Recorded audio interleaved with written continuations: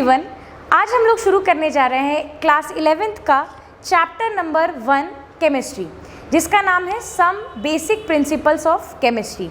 अब बात ये है कि हम लोग क्लास 11th में आ तो चुके हैं बिल्कुल, लेकिन क्या हम क्लास 11th की केमिस्ट्री पढ़ने के लिए सच में तैयार हैं? I don't think so. और इसका सबसे बड़ा रीज़न ये है क्योंकि जब हम लोग क्लास 11th में आते हैं तो हम क्लास 10th से आते हैं, और क्लास 10th का syllabus is not related to class 11th। Actually the relation of class 11th syllabus is with class 9th। तो एक ईयर का बीच में गैप आता है, मतलब हम 9th पढ़ के 10th में जाते हैं, फिर 11th में जाते हैं, पर एक्चुअली में हमारे कॉन्सेप्ट जो है क्लास 9th के यूज़ होते हैं क्लास 11th में। तो यहाँ से प्रॉब्लम शुरू होती है। अब हम लोग क्लास 10th में बोर्ड देके कुछ दिन के बाद ही अपना क्लास 11th का सफ़र शुरू करते हैं, और प्रॉब्लम क्या होती है कि बिना क्लास 9th को थोड़ा सा भी रिवाइज़ किए हम कोशिश करते हैं कि क्लास 11 समझने की कोशिश करें, और यहीं पे सारी प्रॉब्लम्स शुरू होती है क्योंकि जो बेसिक्स है वो क्लियर नहीं है। तो क्लास 11th हम लोग पढ़ेंगे, बिल्कुल पढ़ेंगे, सब कुछ पढ़ेंगे, अच्छे से पढ़ेंगे, लेकिन उसके पहले ज़रूरी है कि हम क्लास 9th को एक बार क्विक रिवीजन ज़रूरी है, ठीक है, जिसमें कि पहला चैप्टर जो हमको रिवाइज़ करना है, एक्चुअली में क्लास 9th के CBSE सिलेबस में 4 चैप्टर्स है केमिस्ट्री में। पहले का नाम है मैटर इन आवर सराउंडिंग, जिसमें बहुत ही सिंपल चीज़ें बताई गई है मैटर के बारे में। उसके बाद सेकंड चैप्टर है is matter around us pure, उसमें भी क्लासिफिकेशन है, जनरल क्लासिफिकेशन, सॉल्यूशन, कोलॉइड्स, इन सब के बारे में। और और चैप्टर 3 जो है एटम्स एंड मॉलिक्यूल्स, उसमें एटम्स और मॉलिक्यूल्स कैसे कंबाइन करते हैं, आइसोटोप्स, आइसोबार्स, ये सब चीज़ों की इन्फॉर्मेशन मिलेगी हमको। सारा एटॉमिक नंबर, कैसे हम एक एटम को रिप्रेजेंट करते हैं, ये सब कुछ उस चैप्टर में हम सीखते हैं। और उसके बाद चैप्टर 4 है स्ट्रक्चर ऑफ एटम, जिसमें हम पूरी एक स्टोरी सुनते हैं कि कैसे हमें ये लगा कि नहीं एटम के अंदर भी कुछ होता है, कैसे क्या डाल्टन का क्या थ्योरी था, क्यों वो फेल हो गया, और सब कुछ हम लोग पढ़ेंगे यहाँ पे, ठीक है। तो before starting anything, any revision, any chapter, हम लोग को ये पता होना चाहिए कि साइंस क्या है, क्योंकि केमिस्ट्री जो हम पढ़ना शुरू करने वाले हैं वो एक्चुअली में एक ब्रांच है साइंस की। तो साइंस क्या है पहले तो यही पता होना चाहिए। तो साइंस एक्चुअली में कुछ नहीं है, एक सिंपल, अगर हम एक लैंग्वेज में बात करें तो साइंस इज़ द सब्जेक्ट जहाँ पे हम नेचर में जितनी भी चीज़ें हो रही है, जितने भी फेनोमेनन हो रहे हैं, उनको अच्छे से पढ़ना चाहते हैं, उनके बारे में अपनी समझ को बढ़ाना चाहते हैं, और उसके लिए हम कुछ ऑब्जर्वेशंस देते हैं, पढ़ते हैं, थ्योरीज लिखते हैं और बहुत कुछ करते हैं, उसको कुल मिला जुला के ऑब्जर्व करके उस जो भी वो फेनोमेनन है वो क्यों हो रहा है, कैसे हो रहा है, किस कंडीशन में क्या हो रहा है, सब कुछ हम पढ़ना चाहते हैं, और उस नॉलेज को हम सिस्टमेटाइज करते हैं ताकि हम अभी तो उसको समझ पाए और उसको एक जगह हम सिस्टमेटाइज करके रख दें ताकि आगे आने वाली जनरेशन्स को भी वो चीज़ें समझने में प्रॉब्लम ना हो। जैसे केमिस्ट्री में एक्चुअली में हम क्या पढ़ते हैं, मैटर की फिजिकल प्रॉपर्टीज़, केमिकल प्रॉपर्टीज़, और क्या पढ़ते हैं कि केमिकल और फिजिकल चेंजेस क्या क्या होते हैं जब हम उस मैटर को कुछ डिफरेंट चीज़ों से ट्रीट करते हैं, टेम्परेचर बढ़ाते हैं, प्रेशर बढ़ाते हैं,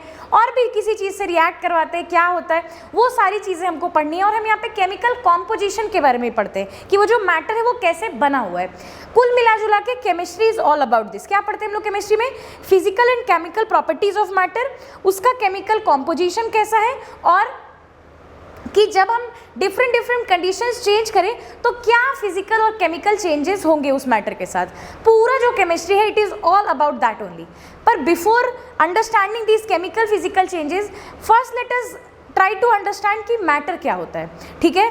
अब जब हम लोग शुरू हुए, मतलब कि ऐसा मान सकते हैं कि जब हम धरती पे आए होंगे, जब ये सब शुरू हुआ होगा, तो जब ह्यूमन को लगा होगा कि नहीं अब अपना ब्रेन का इस्तेमाल करने का समय आ गया है, क्योंकि ऐसे नहीं चलेगा कि हमको कुछ पता ही नहीं है, जो भी अपने अराउंड हो रहा है होए चला जा रहा है।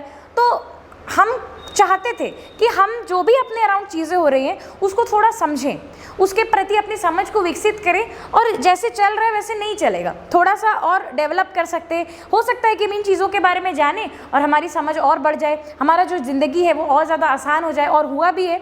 हम लोग अभी अगर पीछे के बारे में सोचें तो अभी तक हम जहाँ पहुँचे हैं, हम लोग की ज़िंदगी सही में बहुत ज़्यादा आसान हुई है, एंड उसमें मेजर कंट्रीब्यूशन है केमिस्ट्री का, या फिर कह सकते हैं कि साइंस में जो डेवलपमेंट हुई है उसमें उसका बहुत ज़्यादा कंट्रीब्यूशन है, ठीक है। Now let us try to understand कि मैटर क्या है। तो मैटर एक्चुअली में, मैटर का डेफिनेशन अगर हम सोचें तो मैटर का डेफिनेशन है anything and everything that occupies space and has mass and can be felt by any of our sense organ is called matter.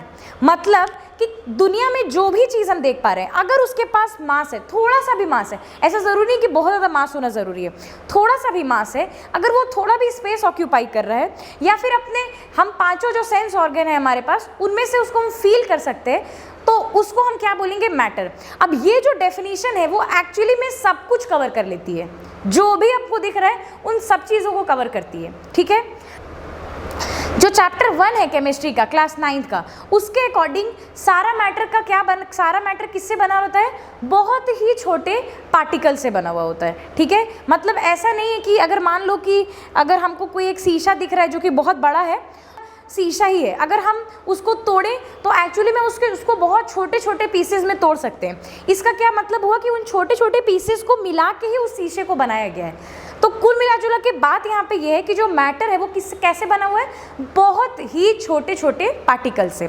अब इन पार्टिकल्स की कुछ प्रॉपर्टीज़ होती है, हम उस प्रॉपर्टी को डिस्कस कर लेते हैं। सबसे पहली प्रॉपर्टी है कि वो बहुत ही ज़्यादा स्मॉल पार्टिकल्स होते हैं, ठीक है, बहुत ही ज़्यादा स्मॉल पार्टिकल्स, और कंटिन्यूसली मूविंग, मतलब वो पार्टिकल्स स्टेशनरी नहीं रहते, हमेशा कंटिन्यूसली मूव करते रहते। और तीसरी प्रॉपर्टी क्या है कि जो मैटर के पार्टिकल्स होते हैं उनके बीच में क्या होता है? स्पेस होता है। मतलब कि सारे पार्टिकल क्या होते हैं? कुछ दूरी पे रहते हैं और हमेशा मूव करते रहते हैं और बहुत छोटे होते हैं। और एक चीज़ और क्या, उन पार्टिकल्स के बीच में एक फोर्स लगता है, फोर्स ऑफ अट्रैक्शन, वो पार्टिकल्स एक साथ रहना चाहते हैं, ठीक। अब इस बेसिस पे, किस बेसिस पे कि उनके बीच में कितना फोर्स ऑफ अट्रैक्शन है, उस बेसिस पे हमने 3 कैटेगरीज में एक्चुअली डिवाइड किया है, ठीक है। क्या क्या कैटेगरी है? सॉलिड, लिक्विड और गैस। हम इन सब चीज़ों को जानते हैं, इससे this is just a quick revision. अब हमको पता है कि अगर हम फोर्स ऑफ अट्रैक्शन के बारे में बात करें तो सॉलिड्स के बीच में सबसे ज़्यादा फोर्स ऑफ अट्रैक्शन होता है, क्योंकि सॉलिड के जो पार्टिकल्स हैं वो क्या है? एक साथ रहते हैं हमेशा। लिक्विड में थोड़ा पार्टिकल्स का स्पेस बढ़ जाता है, या फिर कहे कि अट्रैक्शन जो होता है उनके बीच में वो थोड़ा कम होता है सॉलिड के कंपैरिजन में। और लिक्विड्स में और गैसेस में क्या होता है? एकदम फोर्स ऑफ अट्रैक्शन बहुत कम होता है और वो सब खुले में घूमते रहते हैं, ठीक है। अब हम सॉलिड, लिक्विड, गैस के बारे में थोड़ा सा डिस्टिंक्शन कर लेते हैं, किस किस बेसिस पे? मास के बेसिस पे। अगर हम बात करें कि सॉलिड, लिक्विड और गैस को अगर हम कंपेयर करें तो तीनों का ही मास क्या होता है? फिक्स्ड होता है, किसी का भी मास चेंज नहीं होने वाला है। शेप क्या होगा? शेप सॉलिड्स का फिक्स होता है, लेकिन लिक्विड्स का फिक्स नहीं होता है, क्योंकि हम उनको जिस भी कंटेनर में डालते हैं वो उसी शेप का हो जाता है। And same goes with gases also, ठीक है। बात करें अगर वॉल्यूम की, तो सॉलिड्स का तो वॉल्यूम भी फिक्स होता है। इसका अगर बात करें लिक्विड में, तो लिक्विड का वॉल्यूम फिक्स होता है। ऐसा नहीं होता है कि हम गिलास से पानी लेके टब में डालें तो पानी बढ़ गया, ऐसा नहीं होता है। लेकिन गैसेस के केस में ऐसा होता है, अगर अपने पास बलून है तो वो फिक्स्ड वॉल्यूम में पड़ा हुआ है, लेकिन जैसे ही हम उस बलून को ऐसे खोल देते कि जाओ हवा निकल जाओ तुम, तो हवा क्या करती है? बैलून का शेप लेती है? बिल्कुल नहीं, वो क्या होती है? फैल जाती है और उसका वॉल्यूम क्या हो जाता है? बढ़ जाता है। तो हम बोल सकते हैं कि गैसेस का ना तो वॉल्यूम फिक्स होता है और ना ही शेप फिक्स होता है, ठीक है। फिर हम बात करते हैं कॉम्प्रेसिबिलिटी। कॉम्प्रेसिबिलिटी मतलब कितना हम कॉम्प्रेस कर सकते हैं चीज़ों को। अब यहाँ पे एक छोटी सी बात है समझने वाली, कि अगर किसी भी चीज़ को हमको कॉम्प्रेस करना है, इसका मतलब क्या करना है कि उसके बीच में जो चीज़ें हैं उनको हम पास लेके आएंगे। तो अगर जो चीज़ें पहले से ही पास में, हम उसको क्या कॉम्प्रेस कर पाएंगे? Because there is no space कि हम उसको कॉम्प्रेस कर पाए।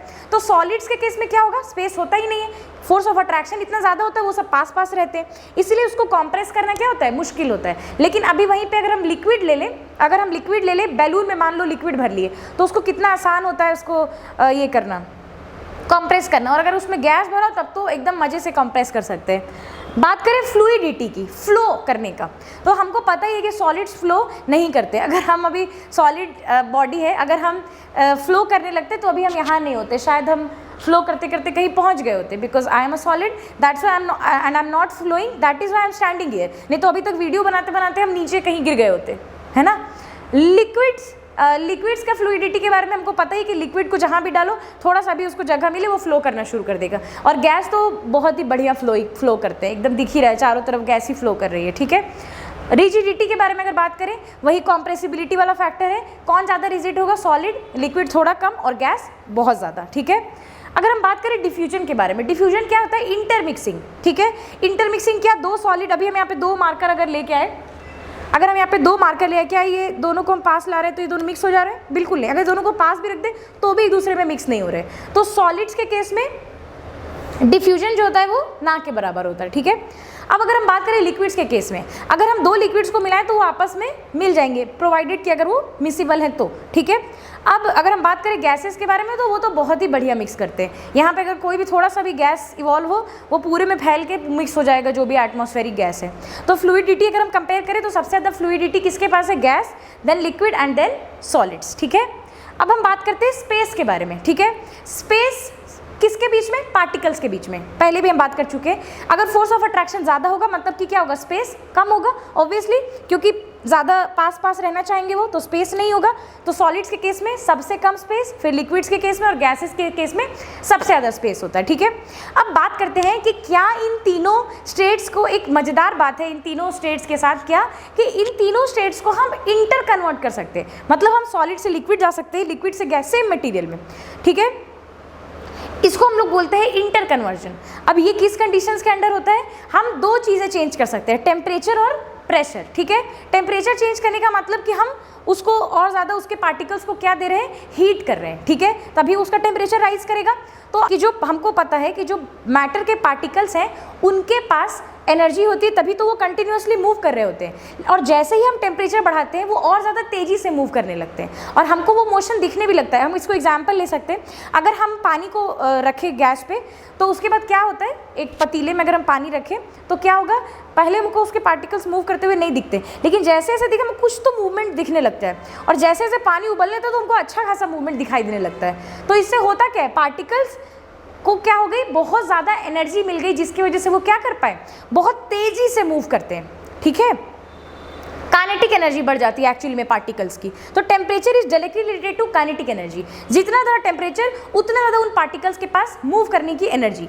ये बात समझ में आ रही है? आपको पता ही है कि अगर हमको सॉलिड से लिक्विड जाना है तो बस क्या करना है? फोर्स ऑफ अट्रैक्शन कम कर देना है थोड़ा सा, तो क्या होगा? वो दूर दूर चले जाएंगे और स्टेट किस में कन्वर्ट हो जाएगा? लिक्विड में। थोड़ा और स्पेस बढ़ा देंगे तो वो गैस में कन्वर्ट हो जाएगा।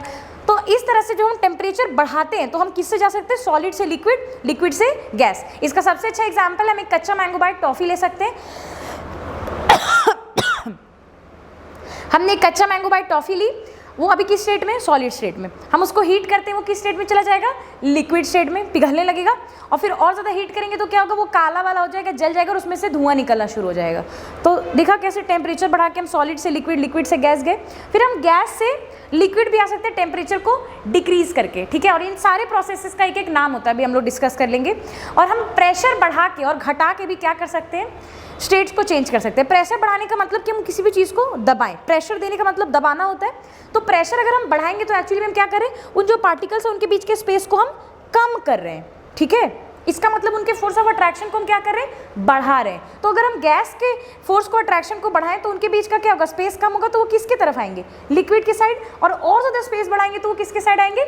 सॉलिड्स के टाइप, ठीक है। तो हम बोल सकते हैं कि अगर हम प्रेशर बढ़ाएं तो हम गैस से लिक्विड, लिक्विड से सॉलिड जा सकते हैं। और अगर हम प्रेशर घटाएं तो हम सॉलिड से लिक्विड और लिक्विड से गैस जा सकते हैं। ये पूरा कॉन्सेप्ट है इंटर कन्वर्जन का। अब हम देख लेते हैं कि जल्दी देख लेते हैं कि इन प्रोसेसेस का नाम क्या क्या होता है। देखो, अगर हम सॉलिड से गैस जाएं डायरेक्टली तो उस प्रोसेस का क्या नाम होता है? सब्लिमेशन। अगर हम गैस से सॉलिड जाएं उसका नाम होता है डिपोजिशन। अगर हम लिक्विड से गैस जाएं एवापोरेशन, गैस से लिक्विड जाएं तो कंडेंसेशन, लिक्विड से सॉलिड जाएंगे तो उसका क्या नाम होगा? फ्रीजिंग, और सॉलिड से लिक्विड आएंगे तो उसका क्या नाम होगा? मेल्टिंग। ये सारे प्रोसेसेस हम लोग ऑलमोस्ट जानते हैं, बस ये डिपोजिशन वाला टर्म थोड़ा कॉमन नहीं है, तो इसको याद रखना है कि गैस से सॉलिड क्या होता है? डिपोजिशन, ठीक है। तो अब हम लोग चलते हैं चैप्टर 1 से चैप्टर 2 में, जहाँ पे हम बात करते हैं कि क्या मैटर को हम क्लासीफाई कर सकते हैं, किस बेसिस पे? केमिकल बेसिस पे, केमिकल प्रॉपर्टीज के बेसिस पे, ठीक है। अब यहाँ पे जो ब्रॉड क्लासिफिकेशन वो होता है प्योर सब्सटेंस और मिक्सचर्स के बीच में, ठीक है, कि कुछ सब्सटेंस क्या होते हैं? प्योर होते हैं और कुछ सब्सटेंसेस क्या होते हैं? मिक्सचर्स होते हैं। अब बहुत ही सिंपल सा बात है कि कोई भी चीज़ अगर प्योर है इसका मतलब क्या है? कि उसमें कोई मिलावट नहीं है, वो बिल्कुल अच्छा, सुंदर, साफ सुथरा कुछ है। अब प्योर का मतलब क्या है? यहाँ पे साफ सुथरा, सुंदर, ये केमिस्ट्री में नहीं है प्योर सब्सटेंस। यहाँ पे प्योर सब्सटेंस का मतलब होता है कि अगर कोई चीज़ प्योर है इसका मतलब वो एक ही चीज़ से बनी हुई है, ठीक है, उसमें जो भी है वो एक ही है। अगर मान लो हम डिसाइड कर लिए कि जैसे हम बात करते हैं कि अगर हम बात करें अलमारी के बारे में, तो हम लोग अलमारी में एक मिक्सचर बना के रखते हैं कि यहाँ पे ये रखा है, वो रखा है, ऐसे रखा है। लेकिन अगर हम बात करें, अगर कोई अच्छे से रखता है अपनी अलमारी को, तो कबर्ड बाई कबर्ड जो भी उसका स्पेस होता है कि यहाँ पे ये रखेंगे, यहाँ पे ये रखेंगे। तो अगर हम पर्टिकुलर कबर्ड के बारे में बात करें तो होगा कि अच्छा यहाँ पे सिर्फ शर्ट रखा रहता है, तो हम बोल सकते हैं कि वो क्या है, एक प्योर जगह है जहाँ पे सिर्फ एक ही तरह की चीज़ है, वहाँ एक भी पैंट हमको मिलेगा नहीं, ठीक है। उसी तरह से प्योर सब्सटेंस होता है। प्योर सब्सटेंस का मतलब ऐसे चीज़ें जो सिर्फ एक ही तरह की चीज़ से बनी हुई है, ठीक है। अब हम लोग पूरा फर्दर क्लासीफाई करेंगे उसको। प्योर सब्सटेंस को हम फर्दर दो कैटेगरीज में क्लासीफाई कर सकते हैं, एलिमेंट्स एंड कंपाउंड्स, ठीक है। अब एलिमेंट और कंपाउंड पढ़ने से पहले हम एक पूरी स्टोरी सुनाएंगे एटम के बारे में, तो उसको भी बात नहीं कर रहे, ठीक है, अभी उसको रहने देते हैं। हम बात करेंगे मिक्सचर्स के बारे में। मिक्सचर्स को हम दो कैटेगरी में डिवाइड कर सकते हैं, होमोजीनियस मिक्सचर और हेट्रोजीनियस मिक्सचर। अगर इसको हम एग्जाम्पल से याद रखेंगे ना तो हम कभी नहीं भूलेंगे। तो अगर हम होमोजीनियस के बारे में बात करें तो हम क्या करते हैं, एक पानी का सोल्यूशन लेते हैं, पानी और सॉल्ट का सोल्यूशन बनाते हैं, ठीक है। और क्या होगा, उसको घोल के एकदम प्रॉपर सोल्यूशन, कुछ चीनी नहीं दिख रहा है, कुछ भी दिख नहीं रहा है, ठीक है। अब क्या होगा, ये मेरा होमोजीनियस वाला कैटेगरी है।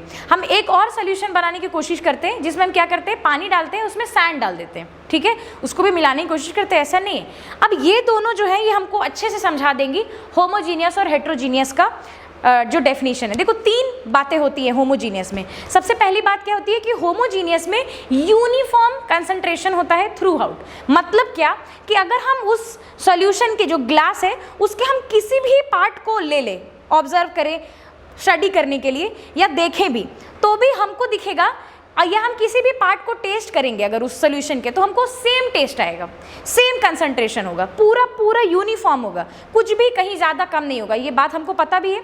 लेकिन अगर हम बात करें हेट्रोजीनियस की, तो वहाँ पे क्या होता है, यूनिफॉर्म कंपोजिशन नहीं होता है। मतलब कि अगर हम थोड़ी देर छोड़ दें या फिर नहीं भी छोड़े तो भी सैंड जो है वो सब तरफ यूनिफॉर्मली डिस्ट्रीब्यूट नहीं होता है। तो वो एक कैसा सोल्यूशन है या कैसा मिक्सचर है, हेट्रोजीनियस मिक्सचर है, ठीक है। फिर दूसरा पॉइंट आता है कि होमोजीनियस में there is no separate boundary between the components. मतलब अगर हम बात करें सोल्यूशन के बारे में, जो कि अपना सॉल्ट और पानी का सोल्यूशन है, उसमें तुम नहीं देख सकते कि कोई बाउंड्री हमको दिख रही है। हमने पता है कि इसमें पानी और सॉल्ट है, लेकिन क्या हम सॉल्ट और पानी को अलग अलग देख पाते हैं? बिल्कुल नहीं देख पाते, सब कुछ मिल चुका है।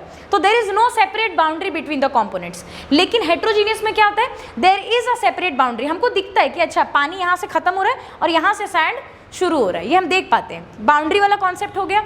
तीसरी बात क्या होती है कि वहाँ पे होमोजीनियस में एक ही फेज हमको दिखाई देगा। फेज मतलब यहाँ पे फेज को हम ऐसे समझ सकते हैं कि फेज एक्चुअली में एक बड़ा टर्म है जिसको हम बहुत ज़्यादा डिटेल में नहीं जा रहे। फेज को यहाँ पे हम स्टेट से रिलेट कर सकते हैं, ठीक है, कि हमको एक ही स्टेट ऑफ मैटर दिख रहा है, सॉलिड लिक्विड गैस में कोई एक ही दिखेगा। अगर हम होमोजीनियस के बारे में बात करें, जैसे अगर हम बना रहे थे तो सॉलिड, ऑब्वियसली जो सॉल्ट था वो सॉलिड था, पानी जो लिक्विड, लेकिन जब मिला दिए, जब सोल्यूशन बन गया, होमोजीनियस मिक्सचर बन चुका है, तो अभी हमको सिर्फ एक फेज दिखेगा और उससे ज़्यादा फेज नहीं दिखेंगे। लेकिन अगर हम बात करें हेट्रोजीनियस वाले केस में, हमको अलग से सैंड दिख रहा है और वो किस स्टेट में, सॉलिड। तो more than one phase will be there in heterogeneous. I hope कि होमोजीनियस और हेट्रोजीनियस का जो डिफ्रेंसिएशन है वो क्लियर है। बस 3 बात। तो अभी तक हमको एक क्लियर आइडिया मिल चुका है किसके बारे में, मैटर के बारे में, कि मैटर किससे बना होता है, छोटे छोटे पार्टिकल से बना होता है। तो अब हमको क्या पढ़ना है, उस छोटे पार्टिकल के पीछे पढ़ना है कि उसकी क्या प्रॉपर्टीज़ है। सबसे पहला सवाल कि इस पार्टिकल के पीछे हम क्यों पढ़ रहे हैं, तो इसका एक लॉजिक हम देते हैं। जैसे अगर हम बात करें कि बायोलॉजी में हमको मेरा मेन ऑब्जेक्टिव क्या होता है कि हम क्या पढ़ें। मेरा मेन ऑब्जेक्टिव होता है कि हम इस बॉडी को समझ पाएँ, क्या क्या है इसके अंदर, कैसे फंक्शन करता है, क्या होता है, क्यों होता है। लेकिन क्या हम डायरेक्टली इस बॉडी के बारे में पढ़ने लगते हैं? बिल्कुल नहीं। क्लास 9th के पहले चैप्टर का नाम है सेल। मतलब जो सबसे छोटा पार्टिकल है, जो सबसे छोटी चीज़ है जिससे हमारी पूरी बॉडी बनी हुई है, हम उसके पीछे पढ़ते हैं। That is the basic functional and structural unit of life. तो इसका क्या मतलब हुआ, हमारा एक कॉन्सेप्ट क्लियर है कि अगर हमको किसी चीज़ के बारे में समझना है तो बजाय इसके कि हम डायरेक्टली उस बड़ी चीज़ को के ऊपर कूद के उसको पढ़ने लग जाएं, हमको क्या करना चाहिए, हम ये पता लगाएं कि सबसे छोटी चीज़ क्या है जिससे वो बना हुआ है। सबसे पहले तो यही पता लगाना इंपॉर्टेंट है कि सबसे छोटी चीज़ क्या है। और अभी तक के अपने कॉन्सेप्ट के हिसाब से हम क्या जानते हैं कि जो भी बना हुआ है सब किससे बना हुआ है, मैटर से बना हुआ है। मैटर किससे बना हुआ है, छोटे छोटे पार्टिकल से बना हुआ है। तो उस कॉन्सेप्ट के अकॉर्डिंग अगर देखिए तो हमको किसके पीछे पढ़ना चाहिए, उस छोटे पार्टिकल के पीछे पढ़ना चाहिए कि सबसे छोटा क्या है जिससे अपना मैटर बना हुआ है। ये बात सबको समझ में आ रहा है। अब हम इस कॉन्सेप्ट को बहुत ही ज़्यादा अच्छे से समझने की कोशिश करेंगे यहाँ पे, ठीक है। अब देखो तुरंत से हमको नहीं पता चल गया कि ये जो छोटा पार्टिकल है इसकी क्या प्रॉपर्टीज़ है। There was a series of events and it took a long time to discover कि एक्चुअली में वो जो छोटा पार्टिकल है वो कैसे बिहेव करता है, ठीक है। इसी क्लास में, क्लास 11th में एक चैप्टर नंबर 2 है जिसमें हम पूरा एक डिटेल स्टडी करेंगे and that is the means you can say lengthiest chapter of class 11th, जिसमें हम एक पूरा डिटेल स्टडी करेंगे कि कैसे हमको एक एटम के बारे में पता था, कैसे धीरे धीरे करके हम पूरा एक स्टडी किए और हम अब एक्चुअली में जानते हैं कि क्या है पूरा एक्चुअली में छोटा पार्टिकल जिसकी वजह से सब कुछ बना है, ठीक है। तो अब हम पढ़ेंगे इस छोटे से पार्टिकल के पीछे। तो साइंटिस्ट सबसे पहला आदमी जो इस फील्ड में आके कुछ तो पोस्टुलेट्स दिया या फिर कह सकते हैं कुछ एक सिस्टमैटिक स्टडी किया, कुछ पोस्टुलेट्स दिया किसके बारे में, जो सबसे छोटा पार्टिकल है। सबसे पहले तो उसका एक नाम रख दिया, वो उस छोटे पार्टिकल को अब पार्टिकल ना बोल के वो क्या बुला रहा है, एटम। उसका नाम क्या रख दिया, एटम। वो बोला कि जो भी बना हुआ है, जो भी मैटर बना हुआ है वो किससे बना हुआ है, एक छोटे पार्टिकल से बना हुआ है, एटम से बना हुआ है। और उसकी क्या प्रॉपर्टीज़ है, उसको हम फर्दर सब डिवाइड नहीं कर सकते, इट इज़ इनडिविजिबल। मतलब कि उसको अब हम बीच से काट नहीं सकते, उसको तोड़ नहीं सकते, क्योंकि वही सबसे छोटा है। उसके अंदर अब और कुछ नहीं है कि हम काट के देखें चल के, वही सबसे छोटा है, ठीक है। दूसरा पोस्टुलेट क्या था कि अगर हम एक एलिमेंट के बारे में बात करें, सपोज करो हम बात करते हैं सोडियम के बारे में। अभी ये बात थोड़ा सा अजीब लग रहा होगा सुन में, लेकिन धीरे धीरे सब समझ में आएगा। अगर हम एक सोडियम नहीं, हम आयरन के बारे में बात करते हैं। आयरन को हम लोग सब लोग जानते हैं। आयरन के बारे में अगर हम बात करें, अगर हम एक आयरन रॉड ले लें और हम बात करें कि एक प्योर आयरन का जो ये रॉड जो है वो प्योर आयरन से बना हुआ है, तो ऑब्वियसली उसमें किसके एटम्स होंगे, आयरन के एटम्स होंगे। और उसके जो एटम्स होंगे वो आइडेंटिकल होंगे, सारे एक जैसे होंगे, ठीक है। और अगर हम डिफरेंट एलिमेंट्स ले लें, सपोज करो कि हम एक गोल्ड की रिंग ले लें और एक सिल्वर की रिंग ले लें, दोनों अलग अलग एलिमेंट हैं, सिल्वर और गोल्ड। अब उन दोनों में जो एटम्स होंगे उनके एटम्स क्या होंगे, डिफरेंट होंगे, और उसकी वजह से उनकी प्रॉपर्टीज़ क्या होगी, अलग अलग होगी, ठीक है। चौथा पोस्टुलेट क्या है कि it is the smallest particle that takes part in the chemical reaction, ठीक है। और जब भी एक एटम कंबाइन करता है, हो सकता है कि सेम एटम्स कंबाइन करें सेम एलिमेंट के, या फिर दूसरे अलग अलग एलिमेंट्स के भी करते हैं, तो वो क्या करेंगे, तो वो कैसे कंबाइन करेंगे, सिंपल होल नंबर रेशियो में। जैसे उसका एग्जांपल हम लेते हैं H2O के बारे में अगर हम बात करें, तो यहाँ पे कौन से दो एलिमेंट्स का एटम है, हाइड्रोजन और ऑक्सीजन। ये दोनों किस रेशियो में कंबाइन कर रहे हैं, 2:1, मतलब कि simple whole number ratio. Whole number क्या होता है, जिसमें फ्रैक्शंस नहीं हो। यहीं से एक बात देखो ये भी समझ में आ रही है कि अगर ये फ्रैक्शन नहीं है, इसका मतलब क्या है, इस एटम को हम तोड़ नहीं सकते हैं। ऑक्सीजन अगर एक एटम अगर आएगा तो एक ही आएगा, आधा ऑक्सीजन का एटम नहीं आता है, ठीक है। इसका मतलब कि हम एटम को फर्दर सब डिवाइड नहीं कर सकते। एक बार हम फिर से रिवाइज करते हैं, क्या क्या ये बोला था, क्या बोला था कि जो एटम है वो क्या क्या बोला था कि वो जो पार्टिकल है जिसके बारे में हम बात करें, जिसके बारे में हम पढ़ना चाह रहे हैं, उसका नाम क्या रख दिया, स्मॉलेस्ट पार्टिकल, जो उसका नाम रख दिया एटम। वो बोला कि ये जो एटम है ये सबसे छोटा है, it can not be further subdivided and it is indivisible, ठीक है। उसको हम ना क्रिएट कर सकते हैं ना ही हम उसको डिस्ट्रॉय कर सकते हैं, ठीक है। अगर सेम एलिमेंट के एटम्स हम ले तो उनकी सेम प्रॉपर्टीज़ होगी, सेम मास होगा, सब कुछ सेम होगा। और अगर हम डिफरेंट एलिमेंट्स लें तो उनकी प्रॉपर्टीज़ अलग अलग होंगी। ये बात वो बोला। दूसरी बात, चौथी बात वो क्या बोला कि अगर हम एक केमिकल रिएक्शन के बारे में बात करें तो जो स्मॉलेस्ट चीज़ है जो केमिकल रिएक्शन एक्चुअली में करती है वो कौन होता है, एटम होता है, ठीक है। आयरन रॉड आयरन से नहीं भिड़ता है, कौन भिड़ता है एक्चुअली में, इसको हम ऐसे भी समझ सकते हैं कि अगर दो देश के बीच में लड़ाई होती है तो क्या पूरा देश लड़ने लगता है, सब कुछ नहीं, कौन लड़ता है एक्चुअली में, जाके उस देश की आर्मी लड़ती है, और आर्मी में भी जो उसके सिपाही होते हैं वो लोग लड़ते हैं एक्चुअली में। तो हम बोल सकते हैं कि जो स्मॉलेस्ट यूनिट है जो पार्टिसिपेट कर रही है एक्चुअली में लड़ाई में, वो कौन है, सिपाही। और हम बोलते हैं कि एक्चुअली में एक युद्ध हो रहा है दो देश के बीच में, लेकिन हम दो देश एक्चुअली में नहीं लड़ रहे हैं। कौन लड़ता है बेसिक लेवल पे, कौन लड़ता है, उस दोनों देश के सिपाही लड़ते हैं। यही कॉन्सेप्ट हम यहाँ अप्लाई कर सकते हैं कि जब भी कोई दो चीज़ें रिएक्ट करेंगी तो एक्चुअली में कौन पार्टिसिपेट करेगा रिएक्शन में, एटम। और ये सब कौन बोल रहा है, डाल्टन बोल रहा है, ठीक है। फिर वो ये बोल रहा है कि जब एटम्स कंबाइन करते हैं तो वो क्या करते हैं, सिंपल होल नंबर रेशियो में करते हैं, ठीक है। आई होप कि डाल्टन की बातें हमको समझ में आ रही है।